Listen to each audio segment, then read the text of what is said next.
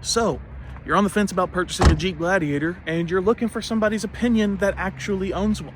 Well, you've come to the right spot.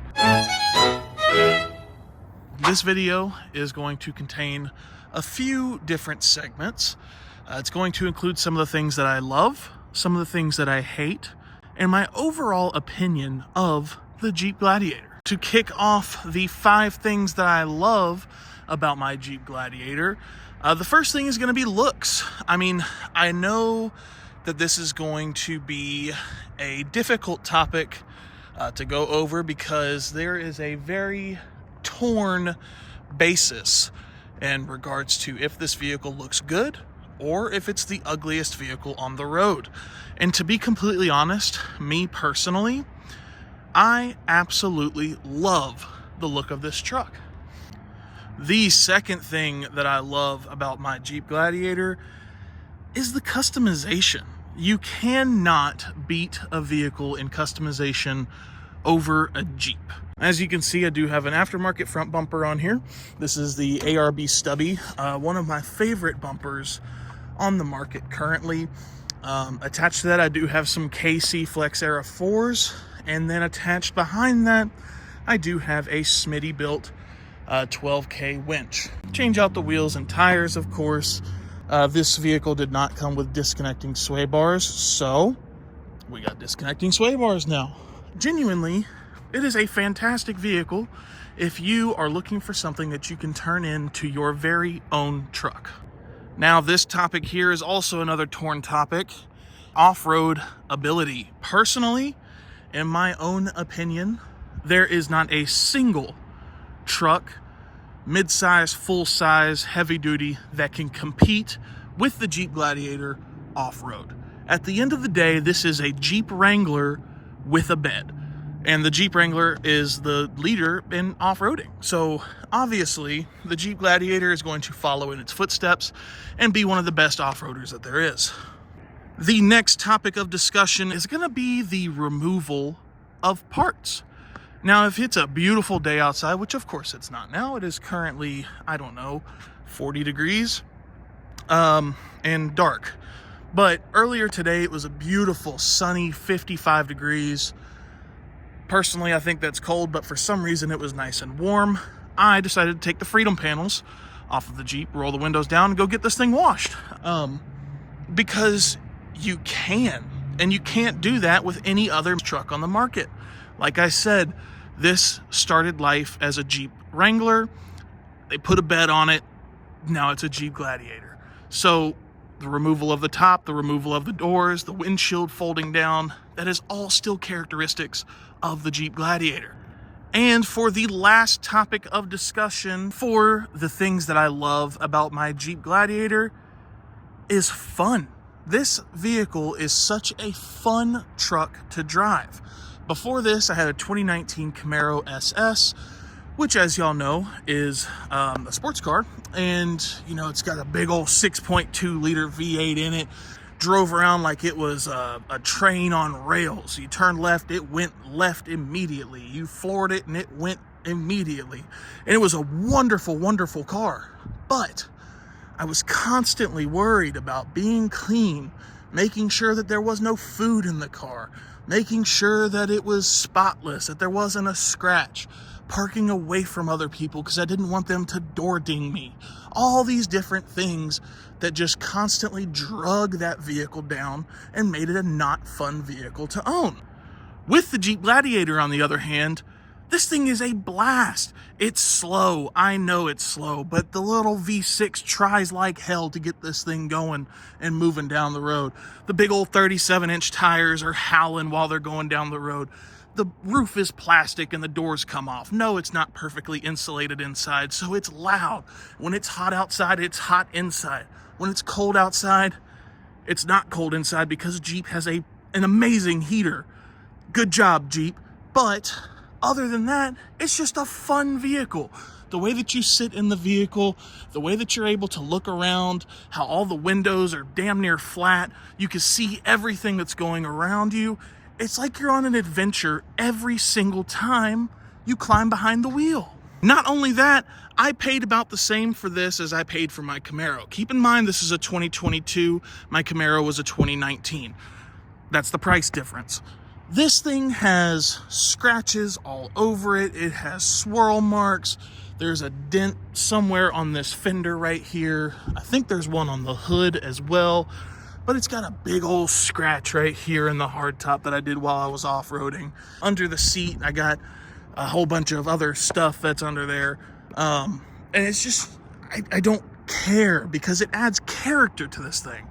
When you add a scratch to a Jeep, it's like it just earned, like a Medal of Honor, if that's what you want to say. Because it's like, oh man, I scratched my $60,000 truck. But at the same time, you look at that scratch and you're like, man, you remember that time we went on that trail and I scratched the Jeep? We should go do that again. That was awesome. Let's go.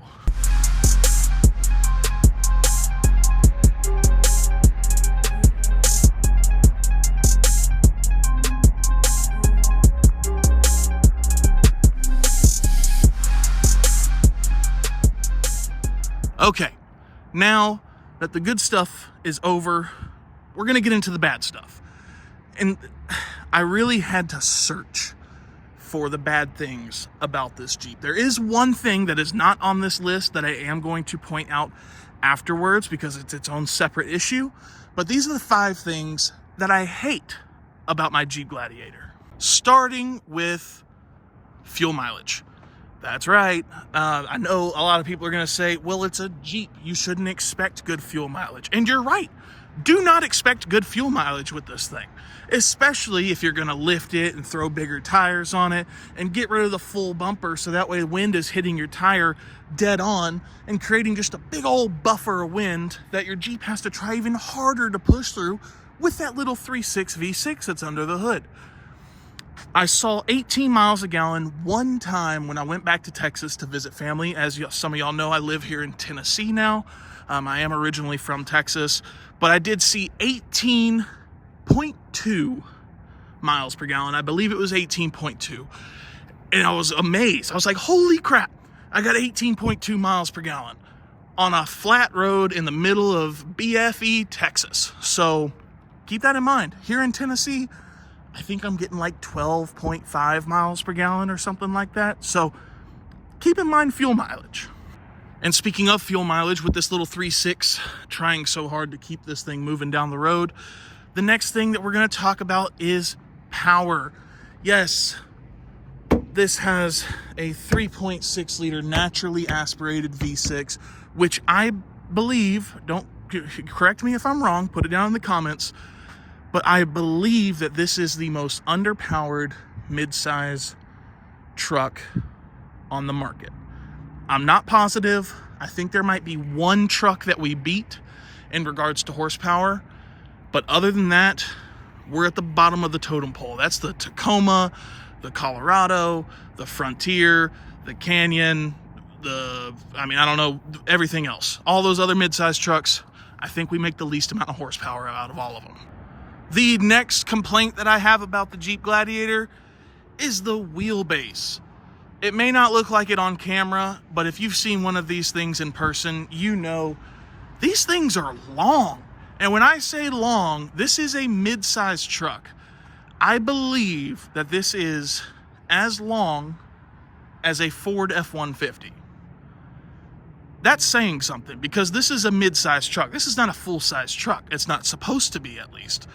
But I do believe that it is the same length as a Ford F-150. And to tie in with that wheelbase, that brings us to the next sore matter of things that I don't like about the Jeep Gladiator, and that is departure angle. The number one killer of the Jeep Gladiator is its departure angle. Its approach angle, the exact same thing as a Jeep Wrangler. Amazing, probably best in class, I believe. Departure angle, terrible, absolutely horrible. Because this thing is so long, when you start getting that front end up in the air, this back end is gonna dip down and it's gonna touch that ground really quick. There's been a couple of times I've gone up like a 30-degree incline, and that back bumper was about this far off the ground. And I'm surprised I haven't scraped it yet, but I know it's gonna happen. And the next talking point about the Jeep Gladiator is a very sore subject for a lot of Jeep owners, and that is steering. Yes, but I'm not going to talk about death wobble because since I've owned this Jeep, not once have I had death wobble. I can drive this thing down the road at 95 miles an hour with one finger on the steering wheel and hit every bump there is, and all I get is one little tiny little shimmy out of the steering wheel, and that's it. What we're talking about here is the actual steering itself. When you move the steering wheel, how light the steering is. For some reason, the Jeep Gladiator has such a light steering input. It's honestly kind of terrible to drive just because of that. I don't know what it is or why it is. I genuinely wish that they would have put some sort of hydro assist steering in this Jeep to make it feel like it's an older truck, because when you're driving down the road with that one finger on the steering wheel and you hit a bump and your finger goes, oh, like that, you're in the next lane. The Jeep's already shifted over to the next lane because that's all it takes is a little tiny little input, and all of a sudden you're going all over the place because of how light the steering is. If we could stiffen up that steering, this thing would be fantastic. Now that we've gone over the 5 things that I love and the 5 things that I hate about my Jeep Gladiator, let's go over those things that I hate really quick and just kind of give you an understanding of how hard it was for me to come up with those love-hate ideas. We're going to go ahead and start it off with the steering, because I want to go ahead and address this now. The steering sucks. There is no ifs, ands, or buts about it. I'm not going to rebuttal that. I'm not going to go, but, you know, it could do this. The steering sucks in the Jeep Gladiator. I'll take steering sucking over everything else sucking. The wheelbase of this vehicle. Remember how I told you earlier it was really long? This thing is a comfortable ride. Compared to a normal Jeep Wrangler, where they're real short because the wheel is right here, where the fender flare is, it cuts into the door right there on a Jeep. So you bring that tire into here, it's all bouncy all over the road, and everybody's like, Jeeps ride terribly. Oh my goodness, I hate Jeeps. Go drive a Gladiator. Go drive a Gladiator and tell me that you hate Jeeps. Yes, I don't have as good of a departure angle as a Jeep Wrangler, but damn it, it feels better on the road, and I'll take that any day of the week. In regards to the power, talking about this here little 3.6 V6 under the hood, let me open the hood real quick. There it is, the 3.6 liter Pentastar naturally aspirated V6. As much as I gripe about power with this thing being underpowered in regards to all the other mid-sized trucks on the market, that little V6 tries like hell to have this vehicle, or have this Gladiator, get moving the way that it does. A lot of people will say it's slow. Well, yeah, compared to your Subaru Impreza, this thing's gonna be a brick because, well, it's shaped like one. But with all things considered, you're all right by me. You do good. Now, eventually, when this thing craps out, which it's probably going to, I don't know when, but when it does, I will be putting a V8 in here. And speaking of which, Jeep executives, if you're watching this video, why did the Gladiator not get a V8, but the Wrangler did? Why is that? Why did we do that? The Wrangler does not need a V8. You're not hauling anything. You're not pulling anything. This is a truck. Give us a V8. We don't even need the 6.4. Just give us the 5.7. Put the 5.7 in this truck. Please. You're killing your own market without putting a V8 in this thing. I understand the EPA is cracking down and blah, blah, blah. Screw them. Care about the customer. Remember when you came out with the Hellcat and you were like, screw all y'all, Hellcat. We don't need a Hellcat in here. but give us a 5.7, please. I'll even take the iForce one, or not iForce, the eForce or eTorque. There we go, eTorque. I'll even take the eTorque one. I hate hybrids, but I'll settle for the eTorque 5.7 if it means that we get a 5.7 in the Jeep Gladiator. It's a truck. Give it a V8. If you are on the fence, do a little bit more research, decide if it's something that you want to do. But if you're looking for advice from me as a Jeep Gladiator owner, 100% do it. You're not going to regret it. It is a fantastic vehicle. If you're worried about reliability, there are hundreds and thousands of Jeep Gladiators that are over 120, 130, 150, 200,000 miles and running like a top. So that's my 2 cents. My name is Michael. This is Real Serious Outdoors. Thank you so much for watching. I appreciate you tuning in. I hope you have a fantastic day. Do not forget to get outside and explore and have yourself a great night or morning or afternoon, whenever you're watching this. Peace out. See you on the next one.